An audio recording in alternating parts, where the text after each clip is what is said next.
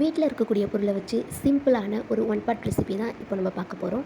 Beginners கூட சீக்கிரமாக and செம்ம டேஸ்டியாக பண்ணிடலாம். அரிசி ஊற வைக்கிறப்பவே ஒரு பெரிய லெமன் சைஸ் புளி, 1/2 டீஸ்பூன் மஞ்சத்தூள், தேவையான அளவு உப்பு போட்டு ஊற வச்சிடணும். நீங்கள் அரிசி எடுத்த அதே கப்பில் 1/2 கப் வறுக்காத வேர்க்கடலை எடுத்து ஊற வச்சுருங்க. அதுக்கு முதல்ல குக்கர் சூடானதும் 4 ஸ்பூன் எண்ணெய் விட்டு, எண்ணெய் சூடானதும் கடுகு உளுத்தம் பருப்பை போட்டு, கடுகு பொரிஞ்சதும் ஒரு கைப்பிடி அளவு பூண்டு, 4 காய்ந்த மிளகாய் போட்டு நல்லா வதக்கிக்கணும். அது நல்லா வதங்கினதும் பெரிய சைஸ் வெங்காயம் நீல வாக்கில் கட் பண்ணியிருக்கேன், அதையும் போட்டு நல்லா வதக்கிட்டு 1/4 டீஸ்பூன் மஞ்சள்தூள் போட்டு நல்லா வதக்கிக்கணும்.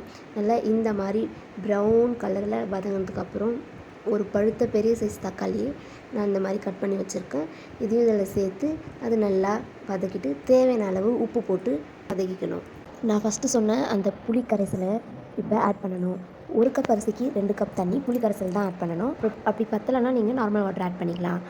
ஆட் பண்ணி அரிசி, ஊற வச்சுருந்த வேர்க்கடலை எல்லாத்தையும் போட்டு உப்பு கரெக்டாக இருக்கான்னு பார்த்துட்டு குக்கரை மூடிட வேண்டியது. 5 விசில் விட்டு ஆஃப் பண்ணால் போதும். இதை குக்கரில் தான் பண்ணணும்னு கிடையாது. குக்கர் இல்லைன்னா நம்ம நார்மலாக சாப்பாடு செய்கிற குண்டால் கூட செய்யலாம். அதுக்கேற்ற மாதிரி தண்ணி வச்சு அட்ஜஸ்ட் பண்ணிக்கணும். அவ்வளோதான், நம்ம சாப்பாடு ரெடி. இந்த சுட சுட போட்டு சாப்பிட்டோன்னா சொர்க்கம் மாதிரி இருக்கும். ட்ரை பண்ணிவிட்டு சொல்லுங்கள்.